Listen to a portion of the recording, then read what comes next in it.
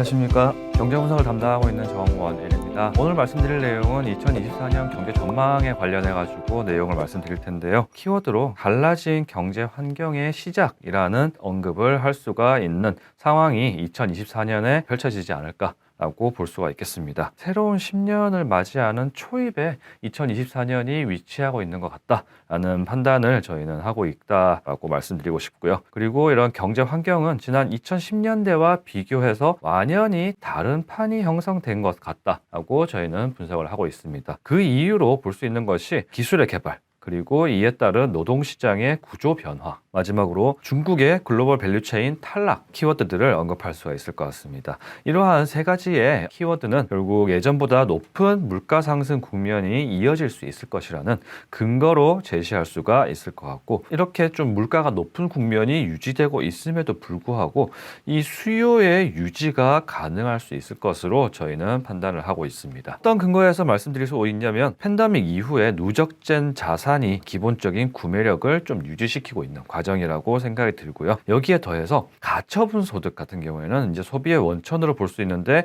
이런 가처분 소득의 증가 속도가 여전히 강건하게 유지되고 있는 것을 볼 수가 있습니다. 선행지수의 회복, 그리고 상승 모멘텀으로의 진입이 본격화된 것을 감안한다면, 아무래도 매크로 경제 환경 측면에서는 일반적으로 이제 그 시장에서 전망하는 수요 위축, 경기 침체 가능성보다는 오히려 새 국면에 적응해서 안정적인 성장 기조가 발생할 수 있는 그런 국면에 위치하지 않을까 라는 것이 저희 2024년에 매크로 관련된 전망의 키워드라고 보시면 될 것 같습니다. 굉장히 많은 변동성이 있었는데, 이런 변동성을 적응했다라는 얘기들이 굉장히 많이 시장에서 나오고 있는 상황인 것 같습니다. 이런 적응 과정이 지났고 새로운 판이 형성된 것으로 저희는 생각을 하고 있습니다. 어떻게 볼 수 있냐면, 지난 한 40년간의 성장 기조를 살펴볼 수 있는 그래프를 가져와 봤습니다. 그래프에서 보시면은 약 10년 정도의 주기를 두고 샥과 다른 국면으로의 진입, 이런 부분들이 이어지고 있는데,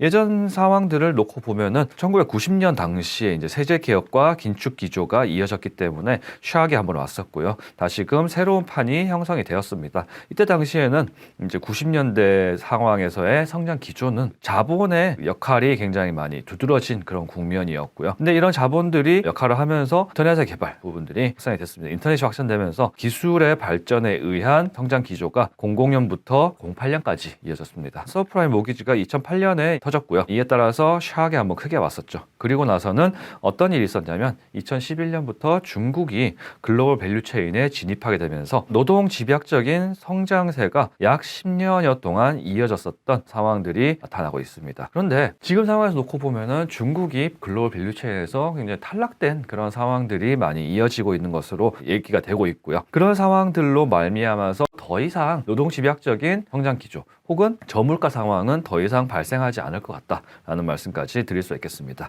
그럼 지금부터는 어떤 항목에 집중해야 되냐? 결국에는 AI 부분일 것이고요. 이러한 기술 개발이 우리의 생활상을 굉장히 많이 크게 바꾸어 놓은 그런 상황이라고 볼 수가 있겠죠. 생산함수 측면에서 좀 그림을 그려보면은, 결국에는 지금 현재 성장이 이루어지고 있는 국면은 동일한 생산 요소를 투입하더라도 기존의 생산량보다 훨씬 더 많은 생산을 할 수 있는 그런 그 효율성의 담보가 되어 있는 상황이라고 볼 수가 있을 것 같습니다. 그러한 측면에서 노동 집약적인 성장 기조라든가 아니면은 자본 위주 혹은 그런 부분들보다는 기술 개발에 의해서 성장세가 더욱더 잘 나올 수 있는 그런 상황들로 이어진 것 같다라고 판단을 하고 있습니다. 이렇게 기술 개발이 이루어지면서 발생할 수 있는 가장 큰 변화는 Job Rich Recovery라는 노동 시장에서의 효율성이 조금 더 담보될 수 있는 그런 판이 구축된 것이라고 볼 수가 있을 것 같은데요. 가장 큰 두드러진 변화는 뭐냐면, 여성의 경제 활동 참가율이 굉장히 많이 급증한 그런 모습들이 확인되고 있습니다. 일가정 양립이라든가 여러 가지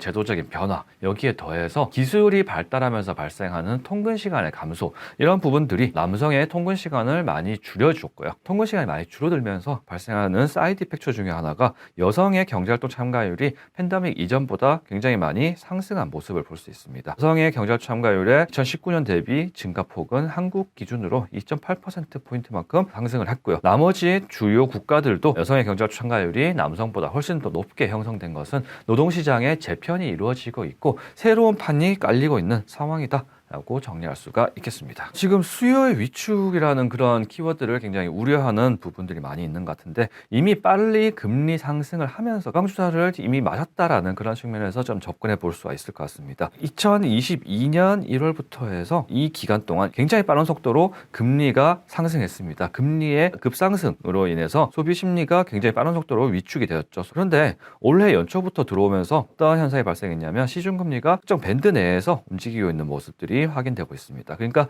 이런 고금리에 대해서 적응이 되어 있는 거죠. 그러면서 이제 소비자들의 심리도 좀 안정이 되면서 좀 상승하는 그런 모멘텀들이 발생을 했습니다. 최근 수개월간 다시금 금리가 상승하게 되면서 소비 심리가 조금 꺾였다라는 그런 언급들이 많이 있지만, 뭐 이런 부분들 일시적으로 금리가 좀 상승하는 모습에 의해서 심리가 위축된 것으로 볼 수가 있을 것 같고요. 최근에 발표되고 있는 가처분 소득의 증가라든가 여전히 자산 규모가 많이 누적되어 있는 그런 모습들을 감안한다면은 추가적으로 이렇게 소비 심리가 계속적으로 하락하기보다는 현 상황에서 계속적으로 금리에 적응된 경제 주체들이 심리들이 또 다시금 반전될 수 있는 그런 여지도 있지 않을까라고 생각할 수가 있겠습니다. 이렇게 수요가 유지된다면은 결국 한국 입장에서는 어떤 수혜를 볼 수 있을까? 결국에는 수출의 본격적인 회복이라는 키워드로 이어질 수가 있겠습니다. 한국의 입장에서는 내년에 경제 순환 측면에서 긍정적 기대를 가질 수 있는 요소로 수출의 본격적 회복을 예상하고 있는데요.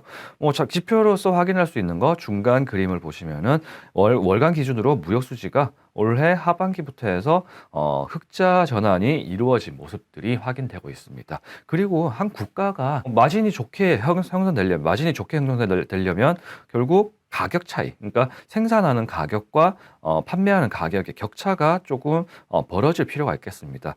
우리가 생산하는 가격을 결국 원자재 가격을 본다면은 수입 물가 지수라고 볼 수 있겠고요. 그리고 판매하는 가격은 수출 물가 지수로 볼 수 있겠습니다. 이 두 물가 지수의 격차가 막대 그래프로 제시되었다시피 플러스 영역에 위치하고 있는 기간이 상당히 오래되었습니다. 그 얘기는 앞으로도 이런 무역 수지가 계속적으로 흑자를 보일 가능성이 굉장히 높다라는 그 결론까지로 이어질 수가 있을 것 같고요. 앞으로도 이제 수출 증가율 측면에서 본다면은 여전히 상승 기조를 가져갈 것이다라는 전망을 간단하게 볼 수가 있을 것 같습니다. 내년 3분기까지는 최소한 두 자릿수의 수출 증가율을 달성할 가능성이 있지 않을까라고 전망을 하고 있고요. 이런 부분들이 아무래도 한국 경제에 있어서는 좀 긍정적인 요소로 영향을 주지 않을까라는 생각을 할 수가 있겠습니다. 결국 새로운 판이 만들어지는데 이런 새로운 판 하에서 구조들이 많이 바뀌고 노동시장 구조 변화, 밸류체인 탈락 이런 부분들이 좀 키워드로 볼 수가 있을 것 같습니다. 그리고 상황들이 이어지고 있지만 누적된 자산과 가처분 소득 이런 두 가지의 키워드를 감안한다면은 수요가 유지될 수 있겠다. 선행지수가 회복되는 모습을 보인다면은